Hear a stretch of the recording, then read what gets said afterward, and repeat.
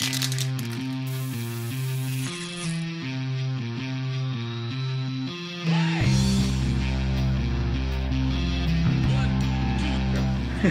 are you? I'm Guillaume. I'm the CEO of Scoop.It. Yeah. And what is Scoop.It? Scoop.It is trying to reinvent the way media gets produced and built by using curation and social media, combining them both to try to let everyone create a magazine on their favorite topics. Okay. So media to me is now Google Plus and Twitter and Facebook and YouTube and Flickr and blogging, right? Yeah. So where do you fit on into? We're kind of in between blogging and Twitter, or microblogging, which is the idea with blogging is that it's like long form. You have to take time, you have to be inspired, and not everyone has the time to create a long blog post, with 800 words or whatever. And if you look at Twitter, you also need to find inspiration. It's not really easy to find your voice when everyone's tweeting, and you have billions of tweets every day. So what Scoop.It comes into play is we're letting people pick up their favorite topics, help them find content which is relevant to that topic, and let them publish what they feel is great out of existing content which is on the web, which is what curation is about. They can highlight that content, present it in the way they want, change the title, put their comments, and they create a beautiful magazine that they can then share on Twitter, Facebook, soon Google Plus, as soon as the API is open. Yeah. and so I think we're trying to create something where media gets built not by content creation but by content curation in a topic-centric way. And I love curation. I have lots of lists on Google Plus. I have circles which haven't yet been API'd, like you said, so we can't do much curation there. But on Twitter, I have all these really nice lists. I've spent hundreds of hours building these lists. I've lists of journalists and lists of venture capitalists and lists of tech executives, influential people. All sorts of different tech companies, right? Yeah. And brands are great on Twitter. And so, can I do anything with those lists into Scoop.It? Yeah, so you can import them. The idea we're adding to that is that on Twitter, on Google Plus, everything is people centric. So you have to do those lists. But even if you do if you take the most influential in tech, your list, for instance, it's a great list. But then the people are going to be tweeting about different things. Yeah. Not always about tech. Sometimes they're going to share. That's not true on Twitter. I'm following hundreds of brands on my tech company list, right? And that's just tech companies. It's not people anymore. On companies, that's true. Yeah. You're right. And it's a common misperception on Twitter that it's only people. There's brands on Twitter too, and but it's there's even objects that tweet too, right? The London Bridge is tweeting, so it's not just people on Twitter. But the thing is, it's focused on the account and not the interest. Right. And what we're trying to add is the topic. So that's why we're trying to think of ourselves. No, this is a problem. Exactly. This is when I say I need noise control on Google Plus. This is exactly what I'm talking about. You need some filtering, right? You need to filter by interest, and people following me, maybe they're interested. My passion is freeride skiing, and I'm a tech entrepreneur. Yeah. So sometimes I tweet on skiing, and sometimes on tech, and maybe you don't like my tweeting on skiing, but you have no way of filtering that. Yeah. And so that's a bit what we're adding here. By using all of the energy of the curators we have on the platforms right now. We have a lot of people who actually want to express themselves and are pulling out those content and associate them to a topic, enriching that with their comments and their opinion. And so when you follow topics on Scoop.It, it's not like following circles or lists on Twitter. You have something which is really filtered to your interests. So how do you turn the stream of tweets that is coming in here, how do you turn that into something useful? Well, it's interesting. So, the first idea we had was to say, let me show you how the topic works. So what are you doing here? I'm going to our web app. Okay. I'll show you the iPad app after that. Okay. Which is very early stage. So this is a web page. Yeah, so this is an example. That's, as I said, freeride skiing is one of my passions. I love snow patter, and I love those videos where people do crazy stuff, jumping cliffs and doing, all kind of crazy stuff. So this is the page I've created. Yeah, if you follow the GoPro page, by the way. I know. I have a lot of GoPro camera pictures. GoPro's right around the corner. Yeah, well, here. You've seen this one? The cliff jump with Jamie Pierre with the GoPro. They had him with 7 different GoPro cameras, and the video is fantastic. So that's stuff I like to curate on skiing, and so I created this page. You know, probably the total time I spent on it is a couple of hours, and you know, you see it looks like a very visual magazine with you know, lots of videos, lots of pictures, and the way we're working with Twitter is, so this is what people see, and they can follow this topic, so they can subscribe to it. But what I'm seeing is my dashboard, which is in the in this curation page. So the innovation we've been bringing is we've been bringing suggestions to people. So those are all suggestions which are based on our algorithm that crawls Twitter, that crawls you know, Dig, YouTube, all types of social platforms with our own proprietary algorithm based on the way you define your topic. So you can define it with keywords, you can describe it. We're going to suggest content to you. That's the number one thing. The second thing is that other users can also suggest content to you. So if you like my page, if you like my style and say, hey, you know, I've seen this GoPro video that you don't have on your page, why don't you publish it? Then I can use the community to help me do my curation, which is a very powerful way to do that. And you know, initially people have called us the curation tool, and now we see ourselves more as a curation community where people actually help one another to perform this publishing. And so, you know, the very simple thing you can do is if you want to publish something, you just click on you know, the Scoop.It button. You have a little pop-up window like this. You can change the title, you can put your own comments, you can change the photo. So you can really enrich and highlight the content in a very easy way. Now, was this the original tweet here? So that's, yeah, that was the original tweet. Okay. And, you know, you can modify that. Now, does that get tweeted back out when you scoop something, or does it just get added to your Scoop.It page? You choose. And of course, you can link your Twitter accounts. You can link, you know, Facebook personal profiles or, you know, pages. We have, you know, as I said, you know, Google Plus is on our radar. We've integrated with Tumblr, WordPress, so you can actually, you know, populate a blog where maybe say you have the time to write 1 blog post every week, and you don't have the time to do more, but you want people to come to your blog like every day. Well, you can have like a you know, curation to fill the gaps in between. No, that's really cool. And this is a web page. It's not an app, right? So this is if I a web looked at page. it on the big screen behind you, it would look just good. It will look pretty much the same. Does it fill the width of the screen? Because I have a really nice big screen. It will. We can try it. You know, I'm not too sure about the resolution. Okay. But do you want to try it? Sure. And how does this compare to other approaches that are trying to do curation, like Utopic or? Well, you know, a lot of people are using. Paperly, there's a bunch of them that are trying to do somewhat of a newspaper out of your tweets, right? So this is how it would look. Okay. The screen is really big. Very nice. And so, you know, a lot of people are working around curation. I mean, curation has been out there for a while now. I think the way we differ is we're really topic centric. So we're you know, I think there's a lot of curation happening on Twitter, on other platforms which is, you know, account centric.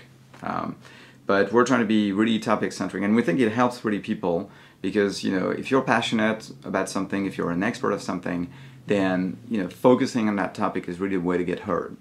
So that's the number one differentiator. The second, compared to, you know, Paperly, which is fully automated, our stuff is, you know, we have the algorithm, but we let people in control of what they publish.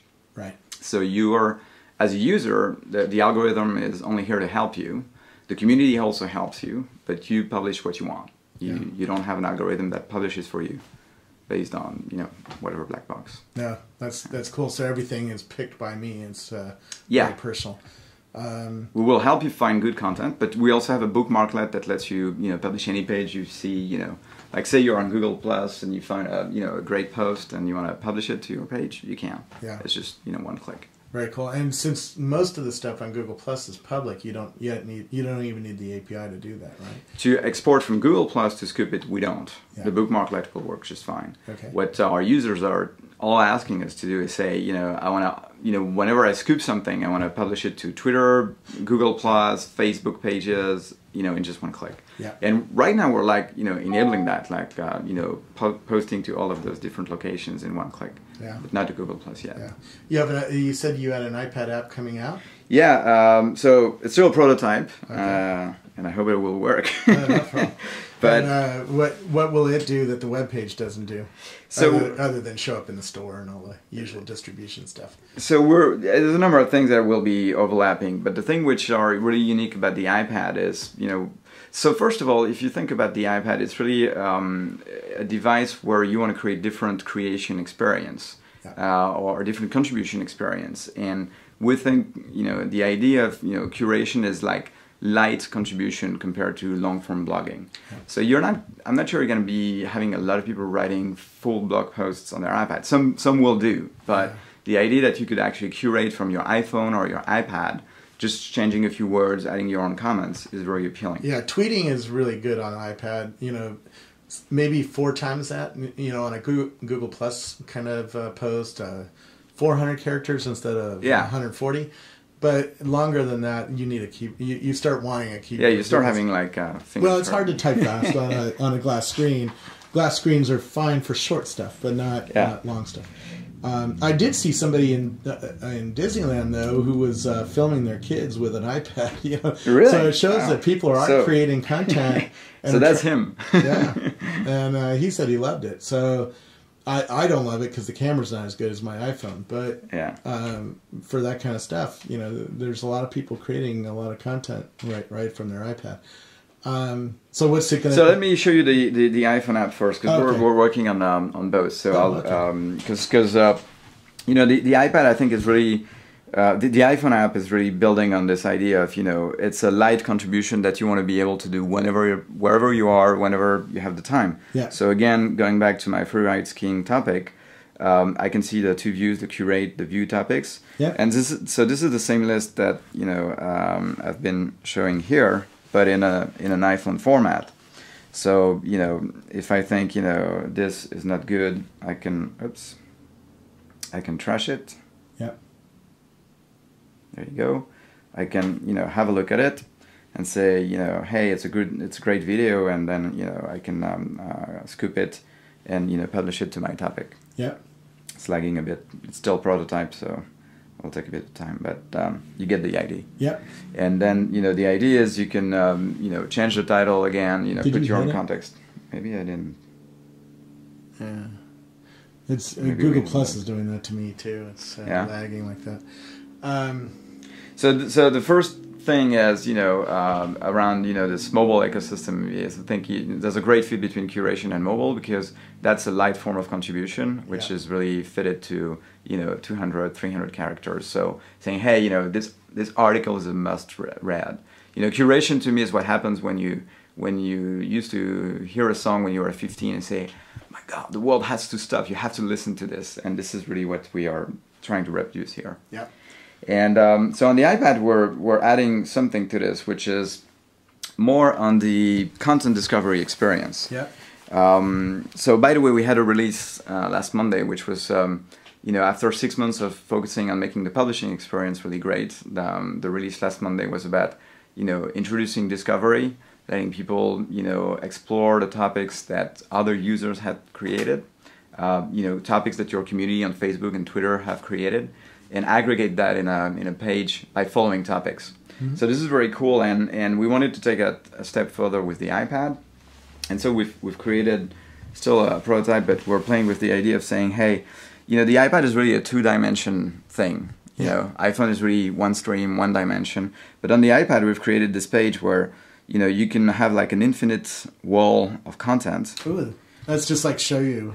It's a bit, videos. Like show you filtered on your interests. Yeah. So all of those things in here, what are they? They are all of the latest posts on my favorite topics that I decided to follow on Scoop.It. Yeah. So, we're talking about those filtering thing that, we need to have on social media, filtering based on the interests. Well, those are all the scoops, as we call them, on the topics that represent my interests. And I can have like the top the upper left corner here is the freshest. Yep. And then we have you know, the more you go down, the more you have you know, older posts, and the size of each post represent the popularity.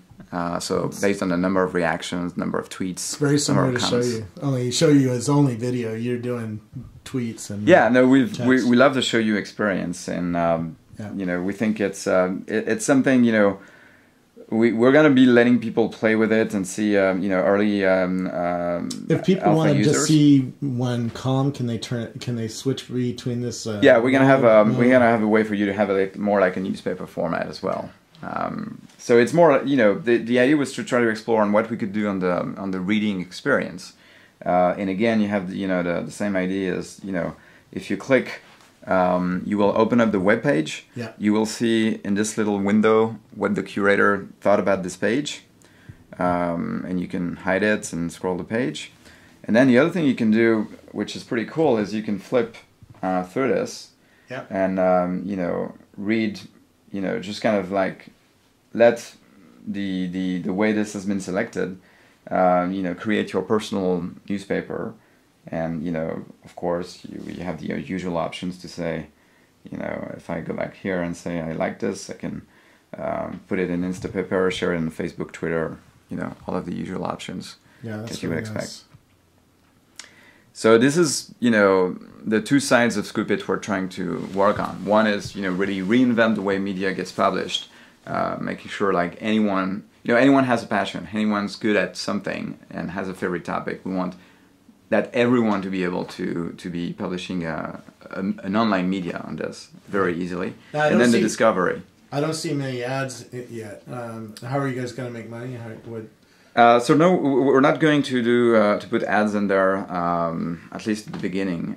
We want to scale it up first. The first business model we're working on is letting, you know, brands and businesses have access to more advanced features and charge for that. So, you know, among the people who want to express themselves easily on the web, a lot of small businesses, consultants, brands, enterprises, as you said, you know, they're on Twitter and they want to have, you know, we work very well with Twitter because we help people tweet, you know, better with, you know, more relevant content, and it's easier. So, you know, a lot of what our early users have been, they've been professional users or small business startup guys. They said, you know, if I could have this feature, if I could have more analytics, you know, customize my page in a better way, have my own domain. So we have a list of features that we're working on, and you know, between now and the end of the year, we'll be launching a premium version, which will be a subscription model. Yeah. Are you learning anything about content production? You know, what should I put a certain kind of resolution of picture in? Is there a certain kind of thing that seems to work really well for this, or are there any rules for the content people that they should make sure that they do so that they really get engaged with here? So I think the number one rule is really, you know, play the game of curation, which is you got to give your input.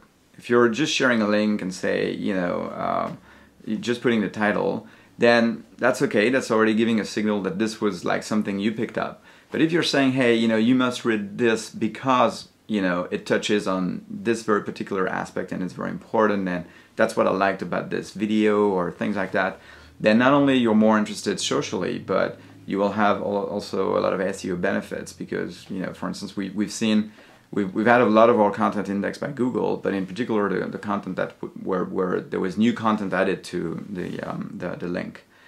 So I think that's the number one rule, and then I think visual is very important as well, especially if we're going to go to consumptions in, you know, places like that. Yeah. You know, you can see that a good picture will make you want to click. You know, what are those guys looking at, and you know, that makes me want to click. Exactly. So the visual aspects is important. Very cool. And yes, you know, the way our algorithm works is we increases the size of the post, so you know your photo has to have some kind of resolution. Yeah. Do you put videos in there too, right? Yeah, they're embedded. So, okay. And do you support the AirPlay protocol so I can push it over to TV? Right now, not in the prototype, but that's good feedback. So yeah. I'll make a note for it. Do that because the Apple TV is going to be a big deal this Christmas. Yeah, so. yeah. All right, cool. That's good feedback. Where do we learn more about it? So Scoop.It, Scoop.It. Yeah. We have It's SCOOP.IT. Yeah. Okay. And are you on Twitter as well? Yeah, we have at Scoop.It. Okay. My own Twitter account is at GDECUGIS, G-Lucutius. Very cool. And so you can follow us. We have a blog as well, blog.scoop.it. Very cool. Thank you so much for coming out. It's Thank really you. neat, and yet another example of where the iPad's going. Are you by the way, talking about that, are you working on any other tablets or just iPad today? We want to do stuff on Android as well. Yeah. So the interesting part as well is we have an API. It's Scoop.It-dev. Anyone can register and start building apps. And by the way, those two apps I've shown, they were not developed in-house. They were done by developers we know using the API. So that's really the kind of stuff we want to expose and let people build different things. Very cool.